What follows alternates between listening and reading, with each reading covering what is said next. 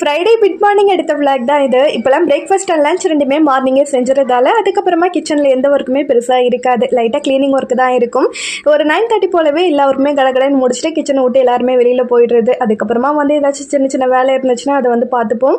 ஒரு 11:30க்காக பார்த்தீங்கன்னா சர்பத் போட்டு குடிக்கலாம் அப்படின்னு சொல்லிட்டு தான் எடுத்துருந்தேன். ஆல்ரெடி எல்லாமே ஊற வச்சது இருந்தது. ஸோ அதை வச்சு அப்படியே சர்பத் போட்டு குடிச்சிடலாம் அப்படின்னு சொல்லிட்டு யாராவது வீட்டுக்கு வந்தால் கூட இதை கொடுத்துட்டு தான் அதுக்கப்புறமா பேசவே ஸ்டார்ட் பண்ணுவேன். ஸோ அந்த அளவுக்கு வெயில் அதிகமாக இருக்குது. உங்கள் ஊரில் எல்லாம் வெயில் எப்படின்னு சொல்லிட்டு மறக்காமல் கமெண்ட் பாக்ஸில் கமெண்ட் பண்ணுங்கள். சர்பத் போட்டு எல்லாருக்குமே கொடுத்துட்டு நானுமே ரிலாக்ஸ்டாக உட்காந்து வெளியில் உட்காந்து குடிச்சிடுறது. இப்போல்லாம் வீட்டுக்குள்ளே இருக்கிற நேரத்தோட வெளியில் உட்காந்துருக்கிற நேரம் தான் அதிகமாக இருக்குது. இந்த மரத்துக்கடையில் உட்காந்தாவது கொஞ்சம் நஞ்சம் காற்றாவது வரும். ஸோ தம்பிக்கு கொடுத்து பார்த்தேன். பட் அவனுக்கு அந்த டேஸ்ட் அப்போலேருந்தே பிடிக்காது.